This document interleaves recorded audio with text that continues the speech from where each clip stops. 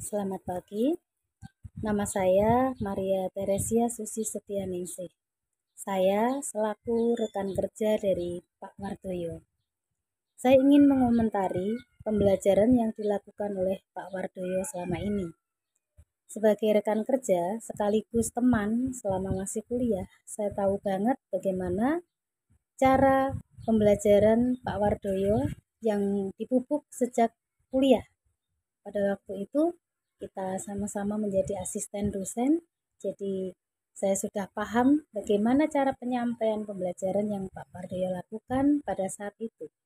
Dan untuk saat ini pun pembelajarannya cukup menarik, efektif, dan efisien. Pembelajaran yang efektif dan efisien yang telah dilakukan oleh Pak Wardoyo ini meliputi beberapa hal. Yang pertama adalah pembelajaran secara visual. Pembelajaran yang membosankan menjadi pembelajaran yang menarik bagi siswa dengan penyajian secara visual, baik lewat video maupun foto-foto yang ditampilkan pada saat mengajar di depan anak didik.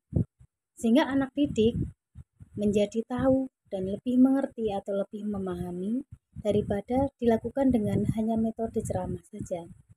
Kemudian yang kedua, pembelajaran Pak Wardoyo itu bersifat kooperatif, yang berarti Pak Wardoyo memberi kesempatan kepada peserta didik untuk berkelompok, melakukan eksperimen bersama, kemudian mendiskusikan secara bersama, dan kemudian kelompok satu dengan kelompok lain saling bertukar pikiran, bertukar ide, bertukar solusi bagaimana mencari penyelesaian suatu permasalahan pembelajaran, terutama pada saat eksperimen yang dilakukan.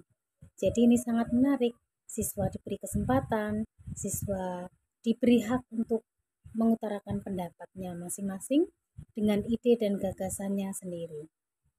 Kemudian yang ketiga, Pak Wardoyo selalu memberikan instruksi berbasis pertanyaan.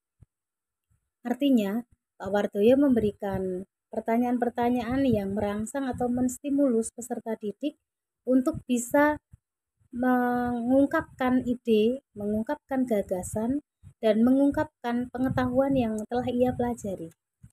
Dengan begitu, Pak Wardoyo akan lebih tahu apakah siswa yang diajar sudah mengerti atau sudah memahami materi pelajaran yang dia berikan. Mengungkapkan ide, mengungkapkan gagasan, dan mengungkapkan pengetahuan yang telah ia pelajari.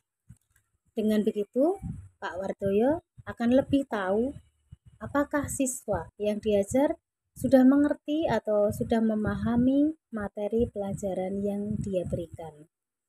Ide-ide yang kreatif dari peserta didik perlu digali, sehingga peserta didik juga merasa dihargai sebagai manusia yang sedang belajar, manusia yang berusaha untuk mencapai hasil terbaik dalam proses pembelajaran. Yang keempat, Pak Wardoyo juga selalu menggunakan teknologi di dalam kelas.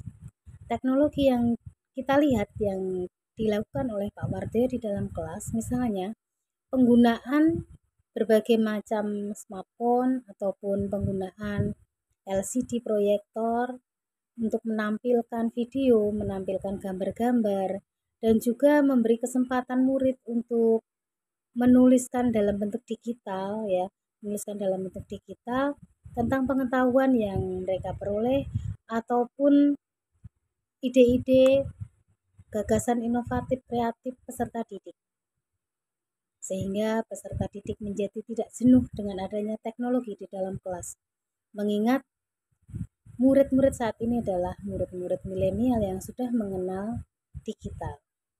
Kemudian yang kelima, Pak Wardoyo juga selalu melakukan evaluasi setelah akhir pembelajarannya. Evaluasi ini ada dalam berbagai bentuk. Ada yang berbentuk tertulis dan ada yang berbentuk tidak tertulis.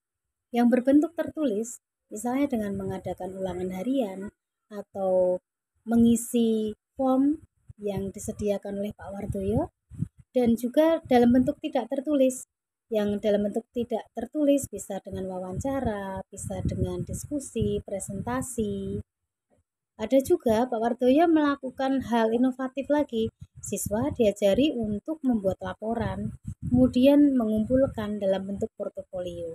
Jadi peserta didik diajari untuk membuat suatu karya ilmiah sederhana dalam bentuk laporan untuk mengungkapkan ide-ide penyelesaian masalah yang telah mereka gali selama mempelajari suatu materi. Demikian tentang bagaimana pengajaran Pak Wardoyo sebagai guru IPA di SMP. Selalu semangat Pak Wardoyo dalam mengajar. Terima kasih.